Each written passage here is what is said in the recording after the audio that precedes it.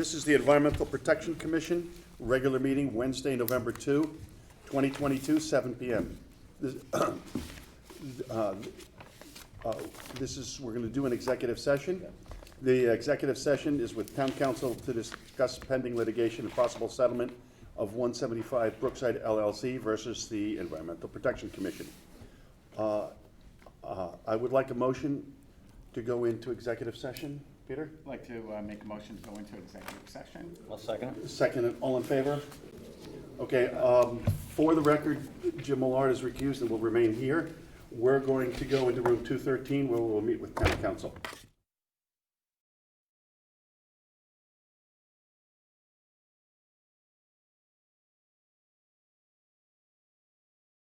Reconvening. The next item of business is new business. Is EPC 29, 2022, 4 Moore Street, A. Kumar. Pipe portions of a stone-lined watercourse. The property lies on the east side of Moore Street, approximately 215 feet south of West Avenue, and is identified as map number 48, lot number 50. The zone is R1 third, and it is approximately 0.19 acres. Rick? Mr. Chairman, we are initiating the process of reviewing this permit application to pipe a reach of watercourse. I'm sure many of you have been out there so far early in the process here. A watercourse that is like alternatively open, channelized, or piped. The applicant seeks the board's permission to pipe a probably 40 or 50 foot section in front of his home. It's no wetlands, it's a intermittent, it's a full flowing watercourse, but vertical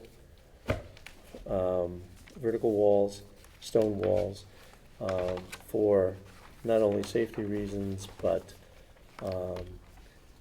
reasons to limit the amount of flooding. That Moore Street has a long history of poor drainage conditions that affect the properties.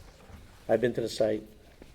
We'll be generating a letter from my perspective of what's necessary to look at, seeking some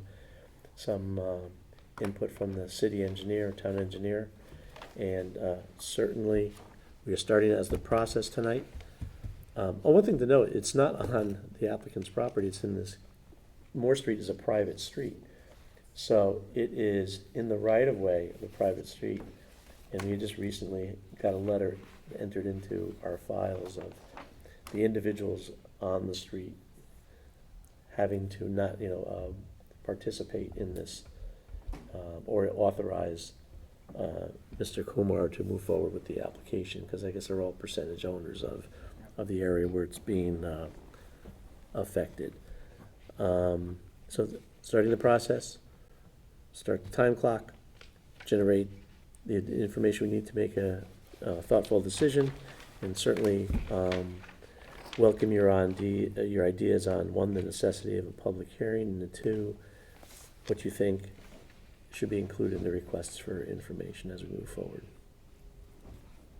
Well, I don't think there should be a public hearing on this, assuming that the association, whether incorporated or not incorporated, agrees to the process, because presumably that'll include the neighbors. Yeah, I'd agree with that, yeah. Okay, does anybody have any? Bill? Yeah, normally we're trying to daylight more culverts, and so we can have more natural wildlife, whatever. So, but in this case, we're going the other way, and I think we need to on this one, so I have no problem with it. But we don't want to set out the thing that we're going to start culverting everything unless it's got a real need like this one. Like, I agree. This one looks more like a safety hazard. Right. If I had a kid on a bike, classic thing of, and then, so. Compared to the other application that we had maybe last year, where there were the homeowners that wanted to culvert the whole front yard, 70 linear feet. I forget Cliff the Avenue. address. I think Cliff Avenue or Raymond. Maybe. That's Cliff right there. That's Cliff because. So I think that's a good comparison as to, Yeah. So, but in reference to Bill's comment, my thought was this goes along the street to the neighbors' houses as well. If you went up there, you'll see like the next house, the next house. So if one comes to us, are the rest of them gonna come to us? Is it gonna create some kind of? Possible. Yeah. And you'd want to do it all at once, just as a, I don't know. I'm just kind of thinking out loud here, you know, is that well, let's ask the something we neighbor. should be concerned about? Is the applicant here? Yes, I'm the. Sure, but would you mind coming to, please say your name and your address, sir? Yeah, my name is Atul Kumar, and I reside at 4 Moore Street, Dayton. Thank you. I think she has a question, and you know the neighbors, Yeah, and obviously you know your property better than any one of us. yes, sir. What do you think of her question that says, you know, there are other open, there, do you think they'll, once they see you go through this process, Mhm. do you think they'll be coming to us in order to, Personally, what I feel is like all the channel, like especially my channel is very, very deep. The channel which is open for the neighbor, which is the 3rd Moore Street, that is not very deep, but that's very wide. So the flooding issue is not very there. But the channel which is right up there at the start of the street, that is also quite deep. And personally, what I feel like everyone should be forced, for safety reason, everyone should be forced to like pipe it and cover it, just for safety reason. Because the kids playing, they can fall down any time, and that's what I feel. Everyone should be forced to do it. Have you by chance spoken to them about it and gotten a feel for? what Yes, they so want yeah, to- I have spoken with them. One of the neighbors is here as well, so and he has been there for a long time. I've just been here for 3 months actually, so he knows much more about the street and what everyone else feels. sir, how long have you lived, would you mind Yeah, joining the sure. conversation? Thank you. Thank you. Thank you. Sure. Hey, could you say your name and your Yeah, address, sir? Charles Gerasi, 7 Moore Street. Good. Obviously, you lived there for a long time? Yep, 35 years. Yeah. And so, do you have a feeling, because to answer Lauren's question here, of what do because obviously there are other neighbors here that have open, Mhm. is there a feeling that this whole thing should be, tubed out, or? I'm not sure, I don't know about that, but there's a person at the top of the street where Moore connects to West. That strip is open. The next strip for the next house is closed. It's buried under their driveway. Atul's house is open. Then the next house is closed, and then it goes into the area behind our houses. So 2 of the houses have an open area there, 2 have a closed area. So why couldn't it all be closed is a good question, but Yep. no one has a problem either way. Okay. I mean, it's really, it's man-made all the way. I looked at all of them up and down the street, you probably Yeah. did too. I mean, there's no, other than a couple of tadpoles could survive in there, it's not much. And usually we don't like to color them too, because it's gonna increase the velocity, but it's going straight over to the railroad area and then back down through there, so. Yeah. We're not throwing it downstream at any speed, anything faster than what they've got there now. Yeah. We do have a problem when there's a lot of rain, I have to admit that. But hopefully, I think Ed Gentile Yes? felt that if it was closed, it would help pull all that water faster and almost help stop the flooding situation from happening. So it could be a good thing in the long run, in that sense. So, and his tube would connect with your proposed tubing would connect with the 2 neighbors to make sure that it's a one continuous process, because, no step up, steps down, whatever, it's just, Yeah, exactly. okay. Exactly. Okay. I have a question. In the photograph that you supplied in the engineer's letter, the second page in the middle, there looks like a street cut in the asphalt. Do you know why there's a cut in the street? Directly parallel to the culvert. I didn't see that, so. Okay, thank you. It's the second one. That little cutout there. Let's see. Probably a sinkhole. I don't know what that is. But that's what I was. Work has been done on the street at the gas company, came in and put a okay. channel in the street a few years ago. So there's been work done on the street, so I don't know what that Oh, is. so did you, to your knowledge, is that the activity where the gas lines are being No, installed? that's on the other side of the street. The Okay, gas line's on the other side of the street, so it has nothing to do with that. Again, I don't know what that is. okay. The DPD, Ed would be able to tell us. Yeah, or I'm just, call before you dig. yeah, I'm just curious, like, Thank you very much, though. is this a condition that further supports covering the piping? Yeah. I guess, Rick, my question is, I have two questions. One is germane to the whole piping on the block. So if you go up 2 homes north, away from the railroad, that's where the opening happens, which leads to his culvert. But there's no place to catch debris. There's no grading on that. Now, that's not the applicant's issue, because it's not on his property.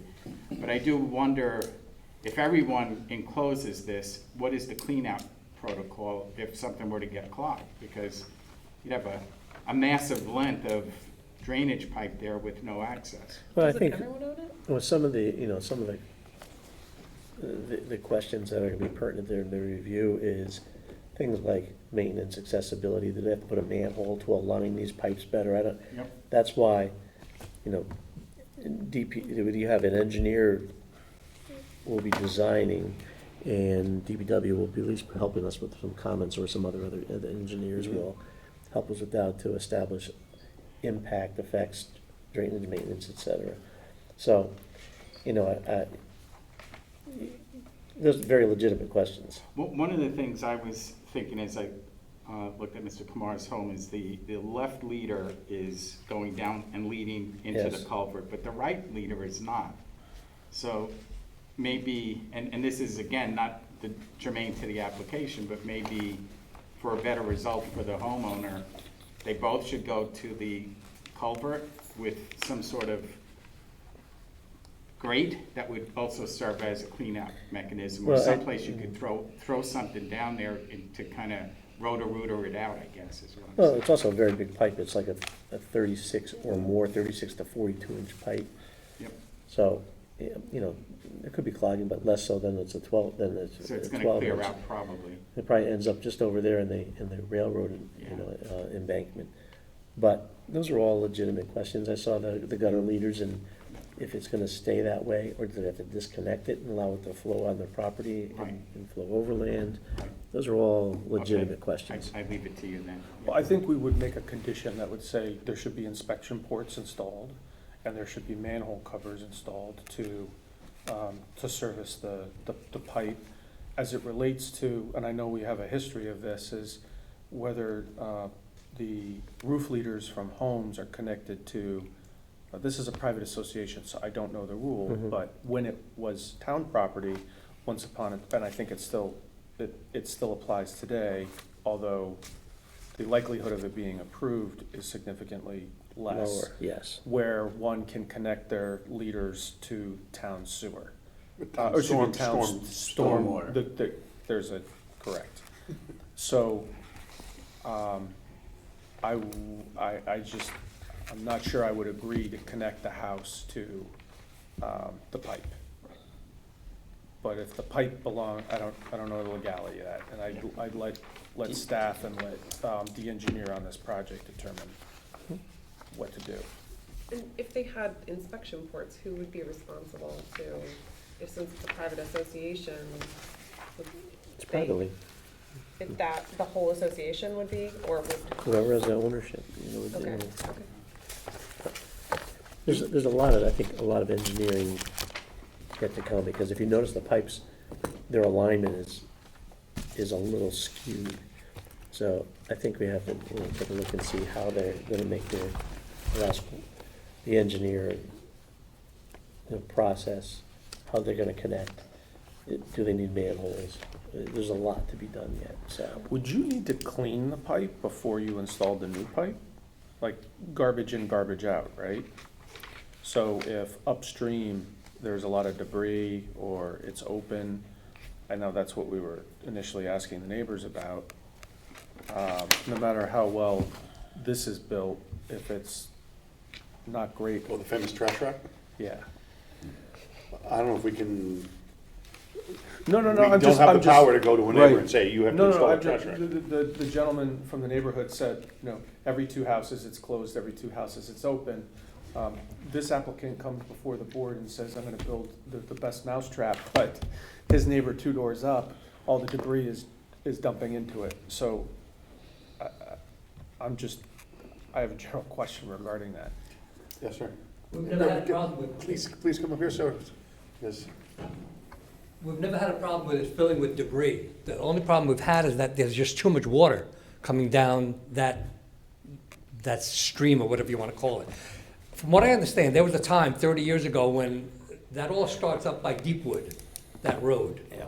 And there was a time when it split, and part of it went down and ended up at the back of our road, and part of it went into Woodland Park. From what I understand, water doesn't go into Woodland Park anymore. So it all comes down and ends up at the bottom of our road. Why is that? If half of it still went into Woodland Park and half of it went down our road, we probably wouldn't have the flood problem that we seem to have. So how do we get back to how it was 30 years ago? That's an interesting question. Department of Public Works. I think That's a I very- asked that's a Ed very that interesting question. Rick, that's something to think about as to. Yeah. Again, if that could be diverted again back the way it was, then we wouldn't have that flood problem. That would eliminate the problem right there. I don't know what happened that caused it to not go into Woodland Park anymore. I understand people used to ice skate at Woodland Park. Yeah, right years out ago. front, yeah, I'm from Darien, and, yeah, right out front along West Avenue there, Yeah. it's a marsh now, but yes, people used to skate there. Mhm. And, I'm trying to think, I don't remember anything else, when I was doing YMCA camps as a kid. There wasn't much more ice skating there, they were just right there. Right there, yeah. Yeah. And But so, it doesn't happen anymore, so, there wasn't, that's a very interesting comment, thank you for that. yeah. Mhm. Okay, okay. That's right, moving on. Old business, EPC 15-2022, 35 Old Parish Road, J. Morgan and W. Ward to construct an in-ground pool patio, pool equipment, drainage and related improvements in a special flood hazard area and approximate to the wetlands and watercourses. The property lies along the east side of Old Parish Road, approximately 400 feet north of West Avenue, and is identified as map number 19, lot number 46. The zone is R1, and this is approximately 1.03 acres. I believe we have a draft approval for The draft resolution, yeah. a draft resolution. You have received Jim Millard's Yep. I have remedy. corrections and comments? I have remedy. Okay, good. The edits. Does anybody else have any questions or comments on this one? No? No? I guess you're not as good a textual reader as Jim Millard. Anyway, Jim, may I have a question, may I have a motion to approve EPC 18-2022? Yes, Mr. Chairman, I move to approve the permit to conduct regulated activities with respect to EPC number 15, 2022. 15? I have 18 here. Where?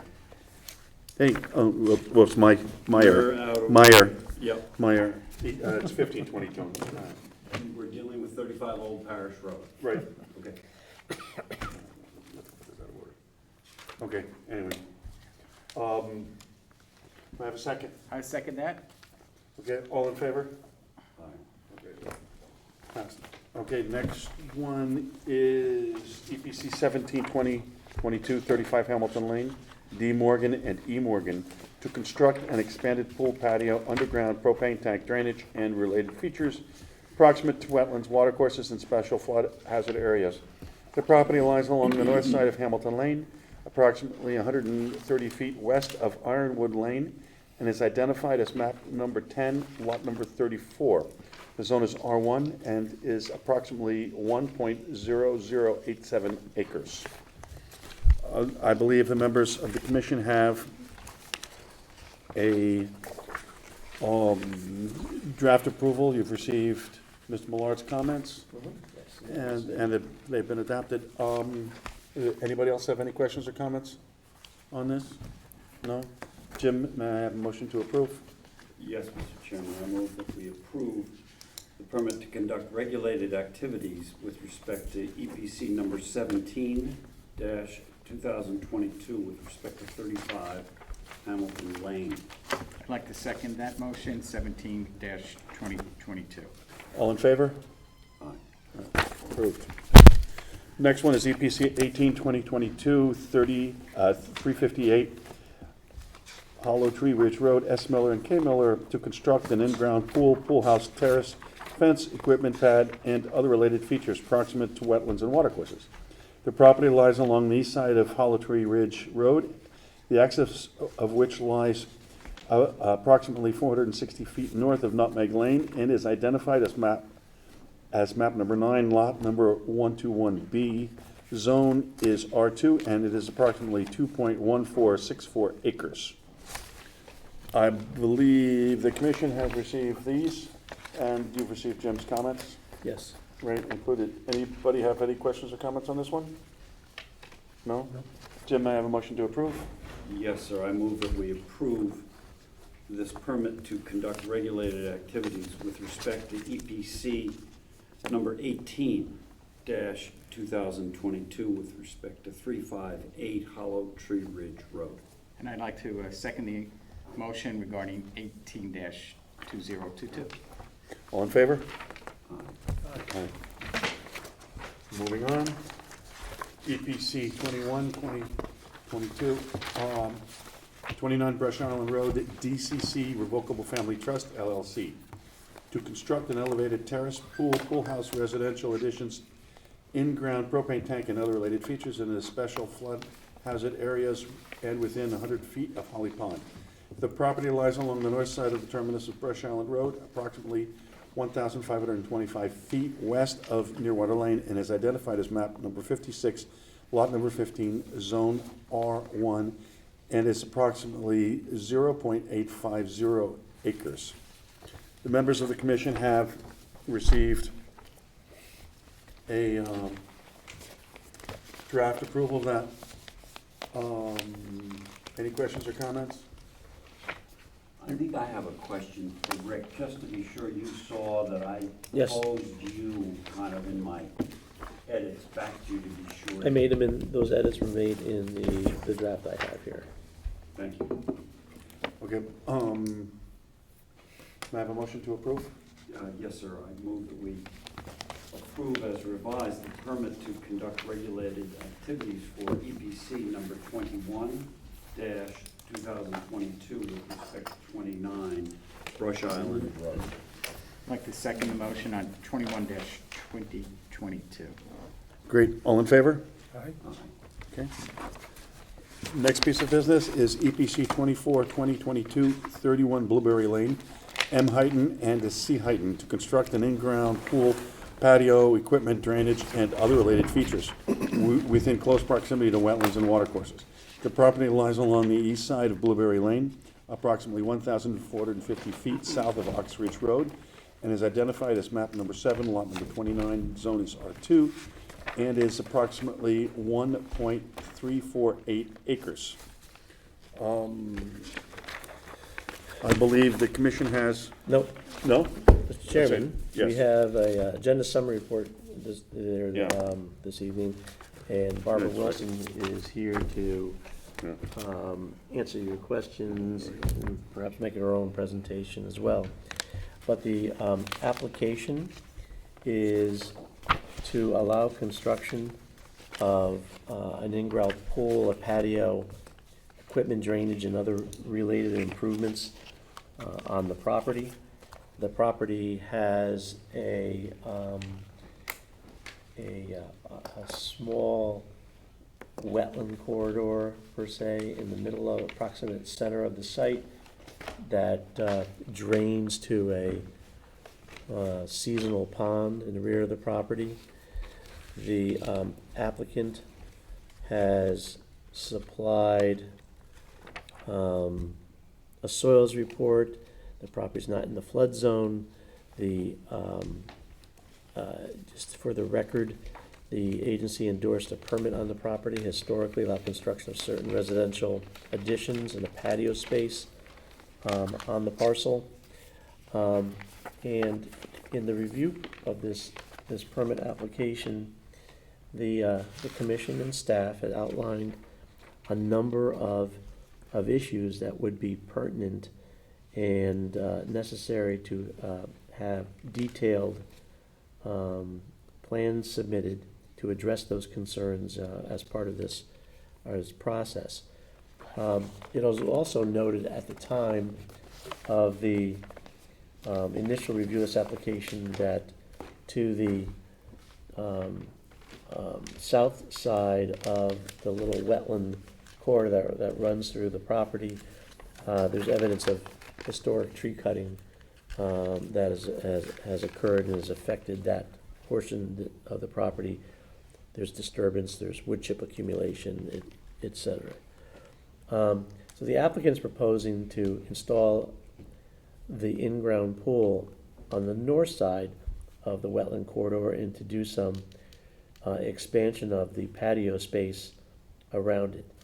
The applicant has chosen not to install a pool fence at this time and will be looking to seize upon changes in the building code that allow, under certain circumstances, an automatic pool cover. The pool equipment's going to be located on the side of the house, and the important issues involve, what are the physical encroachments into the regulated areas. There are no direct wetland or watercourses encroachments. About 4,500 square feet of the upland review area will be temporary or permanently altered. There's additional space that will be altered that will be subject to an extensive re-landscaping plan that we can go over a bit later in the presentation. Also pertinent is the impact the application will have on drainage in adjoining properties. And the applicant had secured the services of a Connecticut engineer, and a plan has been developed to attenuate the excess. So a series of infiltrators is being proposed right now. Generally, the watershed is north to south, from residential properties and from the road to the country club behind it. To attenuate the increase in impervious associated with the pool and the patio, the project engineer has come up with a plan that attenuates the impacts to the 50-year storm with a series of infiltrators. And what they're doing is they're essentially taking a portion of the roof in the same watershed and will be piped into the infiltrators in a revised plan to the front side of the home. To enhance or preserve water quality during the construction, the applicants provided a basic sediment and erosion control plan. There is, of course, infiltration to assist in the cooling and treatment of runoff, junction boxes equipped with deep sumps and bell traps to collect sands and silts. Very important thing to do to ensure the function of the drainage systems. If properly implemented, again, no adverse impact on the drainage in adjoining properties because the peak rates of runoff for the 50-year storm will be equal or less than what is occurring now. In your package, there is a pretty extensive landscape and mitigation plan. There's been, again, a bit of disturbance to the south side of the wetlands. The wetlands is in kind of disrepair itself, and others, purposeful landscaping is being proposed to enhance the screen to improve the conservation values of the property. So again, and you can have Ms. Wilson go through it, but it includes not only some managed meadow spaces, but some pretty significant shrub and tree planting in and around the wetland to provide a buffer. And the last thing is the question of alternatives. And I'll defer to Ms. Wilson to review, how did I lose my voice? So why don't you take a drink of this? Yeah. You know, she is, the process in which she determined that this was the best, in her opinion, the best location for the pool. And if there was any further alternatives that would be acceptable to the board, or the board would say that she should be looking into. The big alternative that she has embraced, I'm better again, has to do with the pool fence and where it was gonna segment, previously segment the wetland and segment the water course.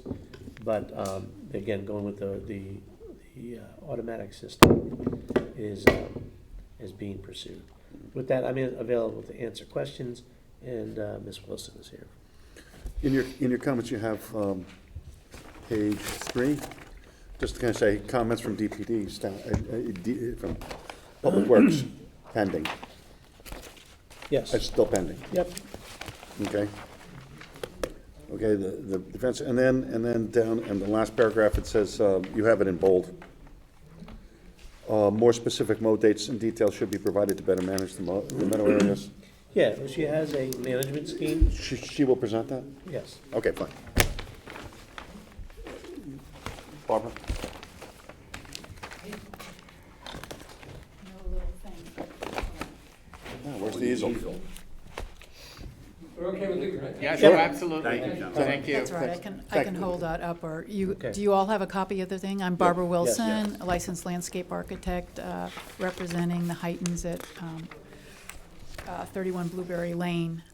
So in regards to the new plantings, we've added additional native trees, we've added additional native shrubs, and then we put a 7-foot buffer on the pool side of the wetlands and almost an 8-foot buffer of a sort of a shrub border with a mixture of native and ornamental plants, because the natives tend to get so large being that close to the house. It would be just as appropriate to have established plantings like sort of hydrangeas and itias and things that are shorter. Itias are actually native, sorry. And that is a combination, and with some ground covers in there to trap any runoff and also make a buffer between the managed lawn and, quote unquote, the wetland area.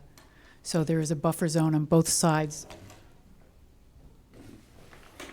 So it's 7 foot on this side, and then 8 foot up here to the bridge. We added some additional trees in here, and then along here where 5 or 6 trees that were taken out were in this area. Those were determined to be by their arborist. There was some storm damage. They had actually lost several other trees on this side in a couple big storms. The ash trees, the tulip trees, they tend to fail at a certain point in time. I imagine this was a forest at some point that I know they probably had to clear to put the septic system in 2014, so it's really changed the dynamics of the forest there. So they are adding, or I'm proposing to add some native trees back in there to get a combination. And then for the 2 wetland mixes, one will be in the wetland here by the pond, and this other one is, which is a little bit higher zone. How those will be maintained is they're usually seeded in the fall. That's the best time to put in native seeds. They germinate. They'll probably take 2 to 3 years to really sort of flush out. I thought it'd be appropriate to have the meadow mixes in addition to shrubs and trees, because you encourage different pollinators. They also hold the soils a little bit better in the wetland areas. They won't have to mow it all the time to try to take care of the poison ivy at some point in time. So I did look up something, and I can write something if you need it, that Weed Seed Project and Penn State Extension, they recommend that you mow once a year at the most in the fall when things are dormant. Usually you wait till the second or the third year, and the reason you mow is to keep the shrubby vegetation from overwhelming the meadow. And that is sort of done, and how it's done. Occasional mowing may have to happen to control invasive species, so this is a long-term maintenance practice that they'll have to do because they do have poison ivy. It's around the pond area in that part. Sort of in here is where they currently do have a lot of poison ivy, and that's why they were mowing it so much, because they didn't want, they have a dog and some young kids come and visit. So other than that, they do say that buffers, on adjacent land to wetlands are an important management tool to help control and protect the wetlands. So that's my input on the meadow mixes. You also had a question about whether you should do mulch rings or fenced tree protection, and I was unclear about that. It's usually mulched rings around trees to have the mowers not hit the trees is a better thing than trying to manage a fence for the long term, or is this just short-term fencing? Just during Okay, construction. yep. So there's really only one tree right now that's in the construction zone, is that big white oak, my favorite tree there. So I'll go hold it during construction. Anyway, so any other questions? It's not on your project, I think it's great, but mowing once a year, because we've had these discussions on areas. Some people are saying twice a year, but it's, what you just read is once a year in the fall unless they start getting shrubs starting to grow. Yes. So Yes. when you see people wanting to do it twice a year, just automatically, sometimes maybe they shouldn't be doing that. Well, again, it depends on what's happening, Yeah. because as you know, because my first degree's in botany, is meadows go to shrubs, go to small trees, to birches, to cedars, to maples, oaks, and that is the way the world goes if you don't manage it. So meadows will change and not be meadows, and that's the way the nature goes. So for people to have meadows, they have to continually manage it, and depending on what happens and what gets in. But this is recommending. Yeah, it's good to hear, thanks. Yep. Appreciate that, yeah. Yep. I think also the mowing schedule is based on the purpose. So if there's, some large meadows, if there were, birding was a concern, you do it and try to Sure. to avoid, Yeah. nesting seasons and those kinds Tearing of up things. the wildlife and the bees and all that stuff. Yeah. Yeah. I'm gonna play the recording of this and get that hierarchy of development. Yeah, that was pretty interesting. I'll write it down. I can I could go look at some of my old books and send you a little schematic, because they actually have diagrams. It was of- wonderful. That was really interesting. Yeah. As a prudent and feasible alternative, were they willing to consider a smaller pool? So we did look, we tried to put it upside down. We tried to put it over here, zoning setbacks. There's also happens to be a little septic system we didn't know about. So we tried moving it this way a little bit, but then we would have to have more patio to get there. So we put it back here where the least amount of patio to sort of access it. They would be considered 15 to 30, but 16 to 32 or 15 to 30 are sort of the standards. And I thought, well, up here, is 15 to 30 that much smaller that it'd be minuscule incrementally, but if you require that's still an okay possibility. And the client would be okay with that. Going smaller than that? I think most people are aiming for 20 by 40 pools, so, yeah, so I don't have an issue with the dimension. Is that right? Yeah. Yeah, that is standard. Yeah. or bigger. Look at the pools that we've approved. Yeah. I mean, we've gone through a number of pools right now. Yeah. And Yeah. Yeah. Well, we sized this to fit, because the patio is kind of small, the house, is compared to the neighbor that you guys approved the pool. yeah. Yeah. So anyway, Does anybody else have any questions or comments for Ms. Wilson? No? Thank you. Thank you, okay, Ms. Wilson. thank you. So the direction is to craft a resolution. Yes. That's it. And 11 Sunset, we do, excuse me.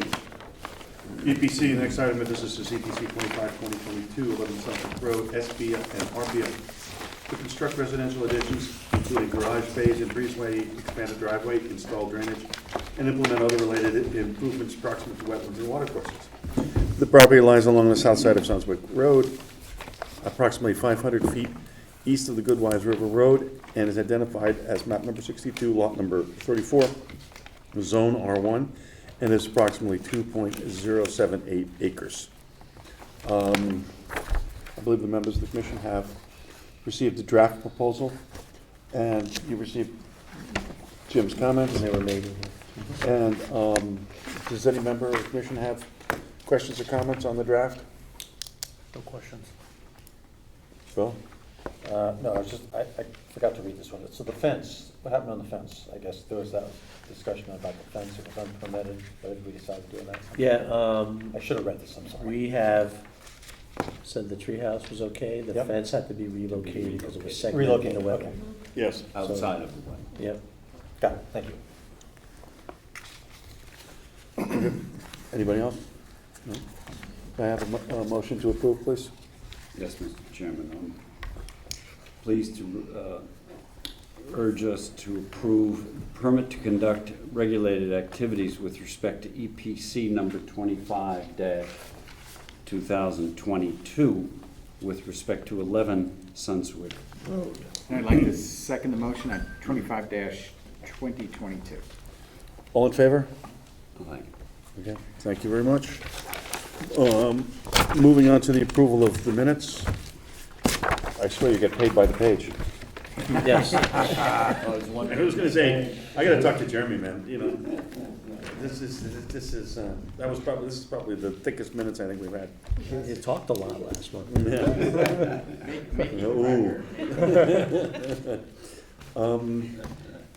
Does anybody have any questions or comments on the minutes? No? No? No? Okay, Jim, I'm sure you've done your, I did Reading. review the minutes. I sent a couple of suggested edits to Mr. Telemann. Complete. okay, great. Can I have a motion to approve? Yes, I'm pleased to make a motion to approve the meeting minutes from the regular meeting of October 12, 2022 of the Environmental Protection Commission. I'll second that. All in favor? Aye. All right, unanimous. Okay, there's no agents' approvals. Any other business? Nope. May I have a motion to adjourn? I'd like to make a motion to adjourn this regular meeting dated November 2, 2022 of our Environmental Protection Commission. Second that? All in favor? Aye. Good night, Channel 79. Thank you very much, everybody.